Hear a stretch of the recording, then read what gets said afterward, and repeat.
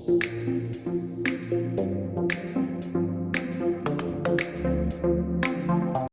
वहाँ की French society जो है कैसे रिपब्लिक हुई आज का। तो वहाँ के राजा कौन थे? लुई 16। वो क्या किए, वहाँ की रिपब्लिक, फ्रेंच बिकम रिपब्लिक, इसको साइन, ये वहाँ के नेशनल असेंबली जो कानून बनाए, लॉ बनाए, कॉन्स्टिट्यूशन को फॉर्म किए, उस पर ये साइन किए।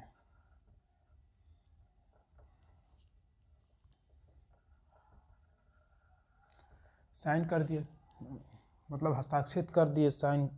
उसके बाद ये कारण क्या हुआ, जब मोनार्की डेवलप हो या रिपब्लिक डेमोक्रेटिक मोनार्की होगी, तो फिर लोग अपना नेशनल असेंबली चूज करते थे, फॉर्म कर, वहाँ कॉन्स्टिट्यूशन बनाना था और चलता एज इट इज, जैसे ब्रिटेन चल रहा था उसी फॉर्म पे ये तैयार किया अपने आप को। लेकिन हुआ क्या, लुई 16 जो है अपने बगल वाली कंट्री से, पड़ोसी कंट्री पर्शिया,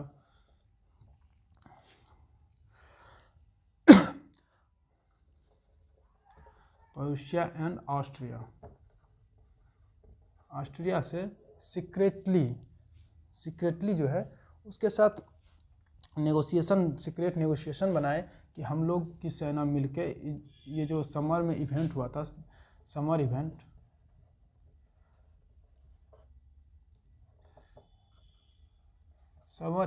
को क्या करना है, ख़त्म करना है। समर इवेंट जो जिसको हम फ्रेंच रिवॉल्यूशन कहते हैं, फ्रेंच रिवॉल्यूशन 14 जुलाई 1789 को जो हुआ था।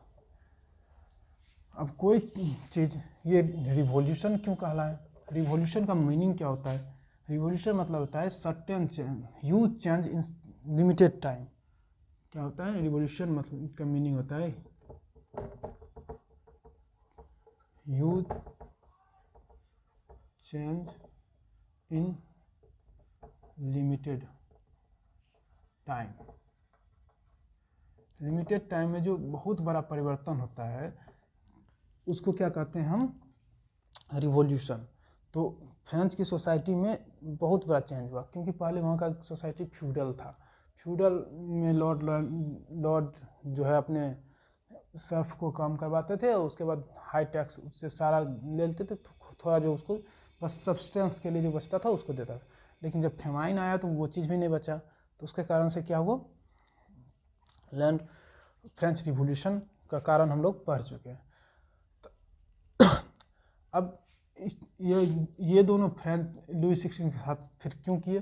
पहले तो ऑस्ट्रिया की प्रिंसेस जो थी वो लुई 16 की वाइफ थी। दूसरा बात, ये जो चेंज हुआ था पर्शिया फ्रेंच में, change happen in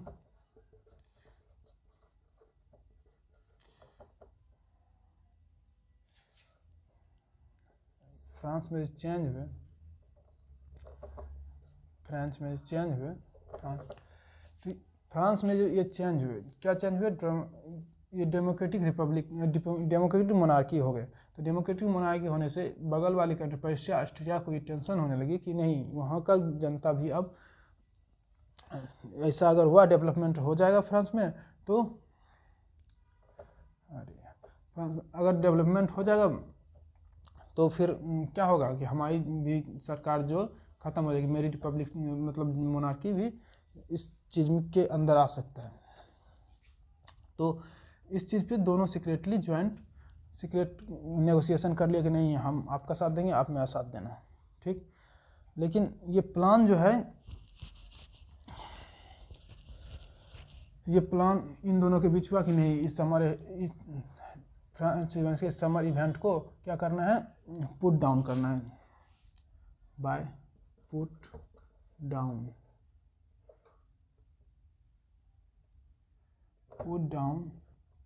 by troop, combined troop, put down bye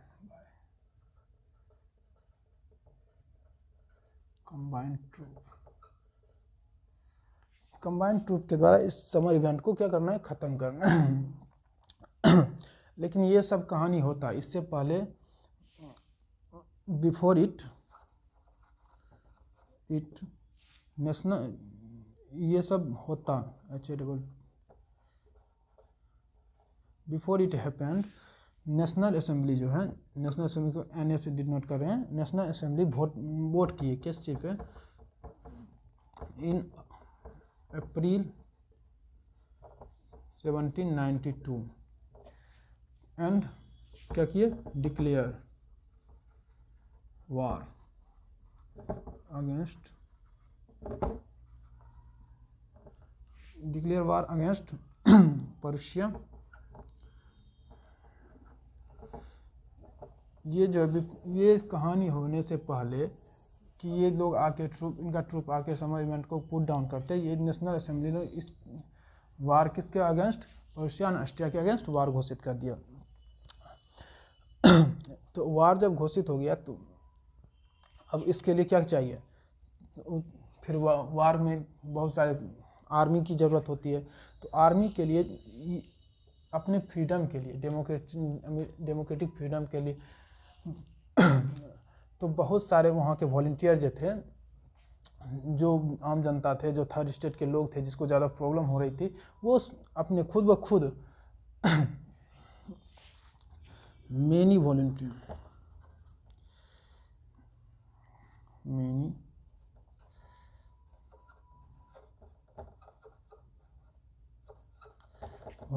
join army, many volunteer जो है ना, वो क्या हुए, आर्मी को ज्वाइन कर लिया, आर्मी को ज्वाइन किए। तो स्वच्छता से, वॉलंटियर मतलब होता है जिसको कोई प्रेशर नहीं होता है, वो अपने मन से ज्वाइन कर रहे हैं। तो स्वच्छता से उसके आर्मी में ज्वाइन किए, वार करने के लिए, किसके अगेंस्ट, इस वार को ऐसे भी कहा भी जाता है कि war, this was a war of people against king and आर्स्टोक्रेट।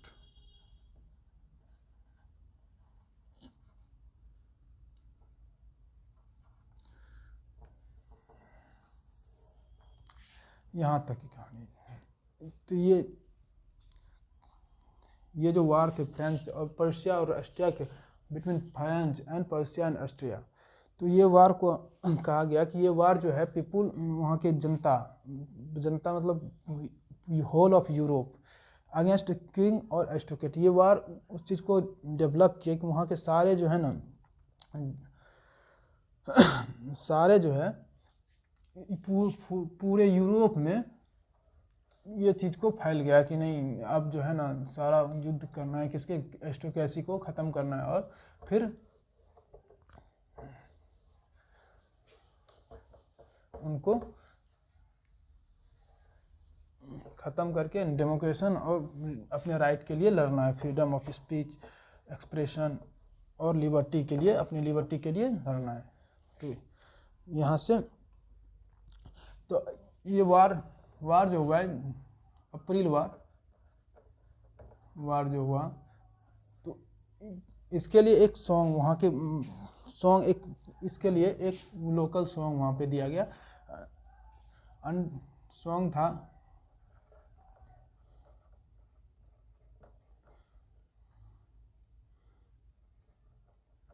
मार्शाइल से। ये मार्शाइल से वहाँ का सिटी है, मार्शाइल सिटी है कहाँ का, ये फ्रांस का एक सिटी है। फ्रांस जब वहाँ के ट्रूप मार्शाइल से पेरिस की ओर रवाना हुए, तो उसी समय पहली बार ये सॉन्ग गाया गया था, इसीलिए इसका नाम मार्शाइल पड़े। तो ये कंपोज बाय था, किनके द्वारा कंपोज किया गया था, रोगेट डी लेसे, इसलिए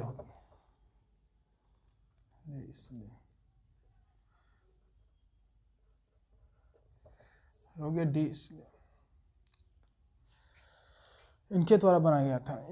अभी जो है ये नाउ फ्रेंच का national anthem, now song was song is national anthem of France. अभी ये सॉन्ग जो है ये मार्शले से सॉन्ग पहली बार सॉन्ग फ्रांस का नेशनल एंथम है। अब ये पहली बार कब गाया गया था? फर्स्ट टाइम ये song, first time it was song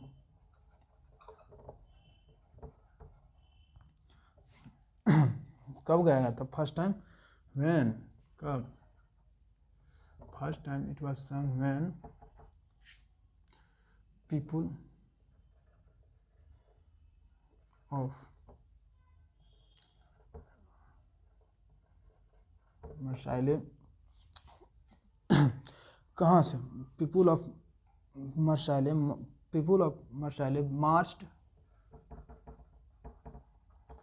toward Paris. पहली बारी कब गाया गया था सॉन्ग? जब पीपुल, वहाँ के जनता जब आर्मी में ज्वाइन, वॉलंटरी आर्मी में ज्वाइन करने लगे, तो वो जब वहाँ से मर्साइले से जब पेरिस की ओर जाने लगे, तो उस समय ये पहली बार ये सॉन्ग को गाया गया। इसके इसीलिए ये फ्रेंच रिवॉल्यूशन का, फ्रेंच का ये इस सॉन्ग का नाम भी इसी शहर के नाम पे इसका नाम पड़ गया। और फिर ये अभी ये नेशनल एंथम है फ्रांस का। तो अब वार हुआ तो क्या होगा? वार होगा तो फिर बहुत सारे लॉसेस होंगे। तो ये वार क्या हुआ? दिस वार बाउट लॉसेस, किसका किसका losses? Plus losses and economic difficulty to the people,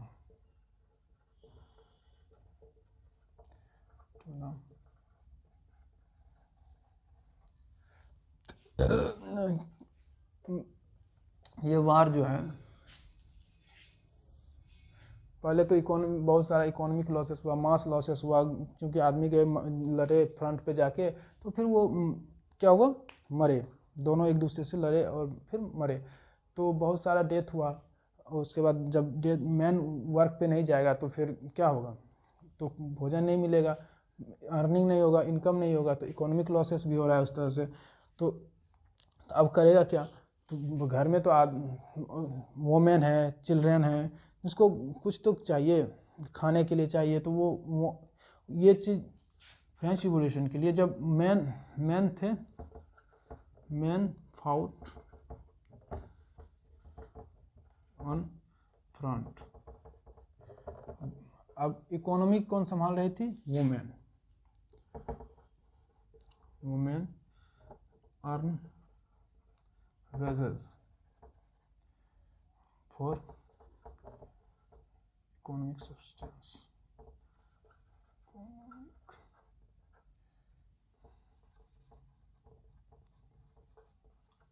economic subsistence. Women जो है, वहाँ के वुमेन जो है economic subsistence and livelihood.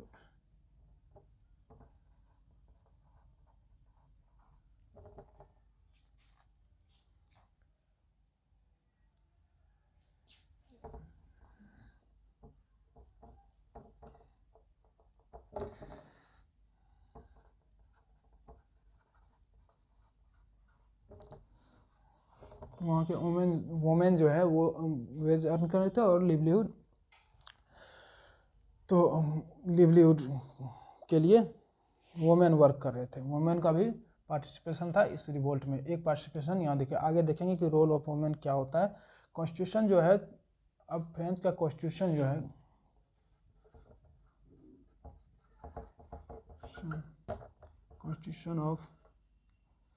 Constitution जो है 1791 में लागू हो गया। इसमें क्या हुआ था? कि कॉन्स्टिट्यूशन, ये कॉन्स्टिट्यूशन 1791 में जो लागू हुआ, इसमें से ज़्यादातर जो है ना पॉलिटिकल राइट जो है वो रिचर पर्सन को दिया गया था। ये थर्ड स्टेट के जो लोग थे उनको पॉलिटिकल राइट नहीं मिला था, उतना राइट टू वोट भी नहीं मिला था। राइट टू वोट जितने भी रिचर पर्सन थे वही पार्टिसिपेट कर सकते थे। 91 gave political right only richer section. Constitution of 1791 जो नेशनल असेंबली द्वारा फ्रेम्ड किया गया था, और उस पर साइन कौन किए थे? लुई 16। तो उसको अडॉप्ट करने के बाद जो है ना इसमें वही राइट दिया गया था जो कि जो ज़्यादा प्रोस्पेरस थे उनको राइट दिया गया था। फ्रेंच में वोट का राइट, उसमें पॉलिटिकल में पार्टिसिपेशन का राइट रिचर सेक्शन को दिया गया था। बट तो इसके कारण क्या हुआ, जो लोअर सेक्शन थे, पीजेंट थे, जो टैक्स पे भी पहले से कर रहे थे, वो क्या किए, अपना पॉलिटिकल क्लब बनाए। बहुत सारे, इसके बाद फ्रीडम हो गया, तो फ्रीडम होने के बाद इस लिबर्टी मिला, तो पॉलिटिकल क्लब का वहाँ पे जैसे पॉलिटिकल पार्टी होता है ना, पॉलिटिकल पार्टी बनना स्टार्ट हो गया। तो एक पॉलिटिकल क्लब क्यों बनते थे?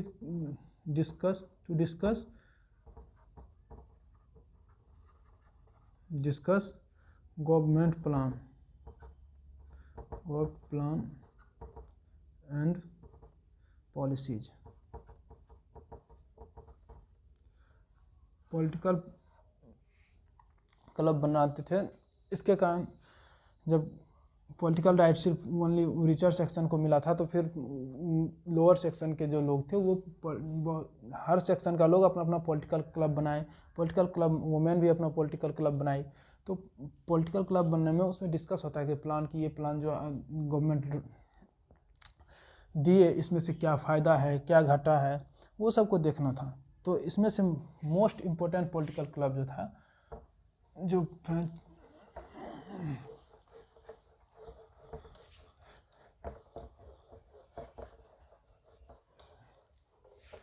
इन सब में से मोस्ट इम्पोर्टेंट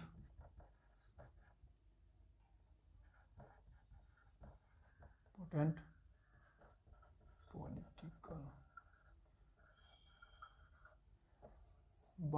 सबसे महत्वपूर्ण पॉलिटिकल क्लब जो थे वो था जैकोबिन क्लब।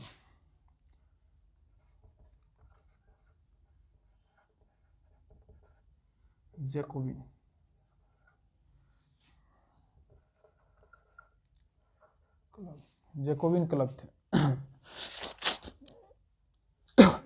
ये जैकोबिन क्लब का नाम क्या हुआ था? एक फेमस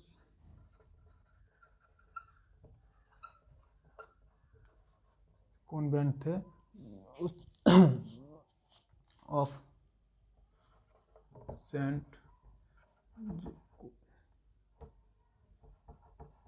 जैकोब एट पेरिस। ये बिल्डिंग के सेंट जैकोब जो कॉन्वेंट थे, बिल्डिंग थे, उसके नाम पे इस क्लब का नाम जैकोबिन क्लब पड़ा था। इसका जो मेंबर थे, जैकोबिन क्लब के मेंबर थे, वो कौन कौन थे मेंबर? इसके मेंबर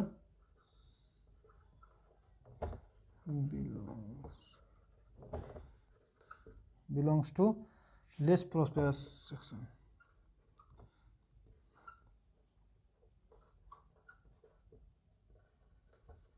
लेस प्रॉस्पेरस सेक्शन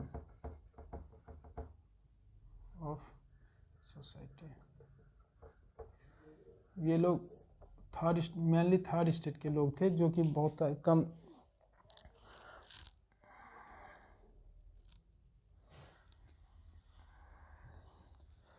बहुत कम थर्ड स्टेट के लोग थे, जिसकी अर्निंग बहुत कम थी, वेजेज कम थी। लेकिन इस जैकोबिन क्लब का लीडर कौन था? लीडर था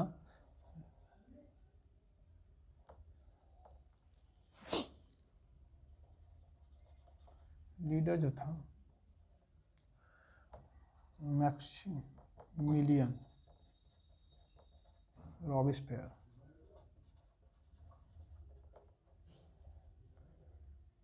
मैक्सिमिलियन रॉबिस्पेयर ये इसके लीडर थे। किसका? जैकोबिन क्लब का। तो अब जैकोबिन क्लब के मेंबर पहनते क्या थे? जैकोबिन क्लब का मेंबर ये जो है, ये मेंबर कौन थे? मेंबर रेस प्रोस्पेक्ट सेक्शन के सोसाइटी के रेस प्रोस्पेक्ट सेक्शन से थे। ये लार्ज नंबर ऑफ लगभग बहुत सारे large number of Jacobins start wearing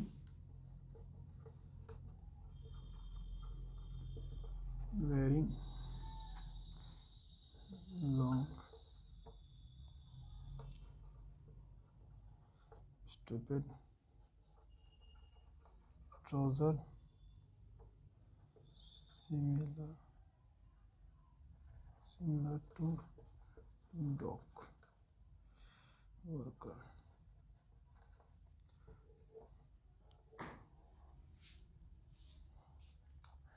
Jacobian जो है क्या पहनने लगे? लॉन्ग स्ट्रिप ट्राउजर, जो सिमिलर किसके सिमिलर थे? जो डॉक वर्कर थे ना उसके सिमिलर थे। लेकिन ये क्यों ऐसा पहनते थे? क्योंकि जो अपर सेक्शन के सोसाइटी थे, वाई तो अपर अपने आप को अपार्ट रखने के लिए, किससे? अपार्ट, वाई तो apart from upper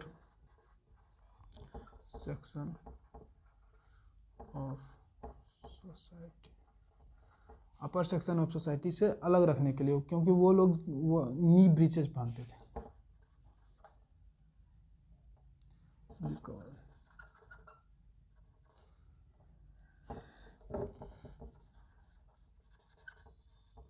because they were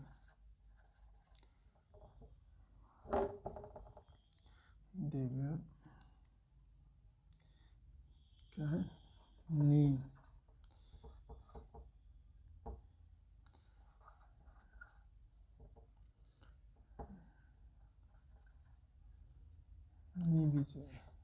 ब्रीचे। इस चीज़ से अपने आप को अलग रखने के लिए इसलिए जैकोबिन जो है क्या करने लगे? लॉन्ग स्ट्रिप ट्राउजर पहनने लगे। इस कारण से ये लॉन्ग स्ट्रिप ट्राउजर पहनने के कारण से लॉन्ग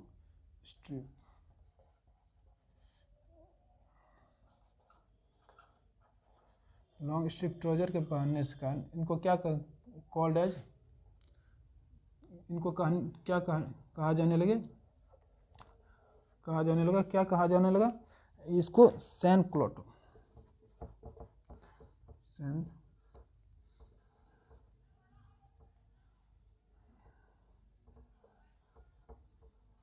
सैन क्लोटोस। क्यों कहा जाने लगा? सैन क्लोटो कहा जाने लगा क्योंकि ये लॉन्ग स्ट्रिप पहनते थे। सैन क्लोटो का मीनिंग क्या होता है? इसका मीनिंग होता है विदाउट नी ब्रीचेज, विदाउट नी ब्रीचेज। इसका मीनिंग यही होता है। सैन क्लोटो ये लोग लॉन्ग स्ट्रिप ट्राउजर के साथ साथ क्या पहनते थे? और रेड कैप पहनते थे। क्या पहनते थे? Red cap. Red cap symbol किस चीज़ का था? लिबर्टी का ये सिंबल था, लिबर्टी का। क्या वुमेन ऐसा कर सकती थी? ये सारी चीज़ पहन सकती थी? नहीं, वुमेन को नॉट अलाउड।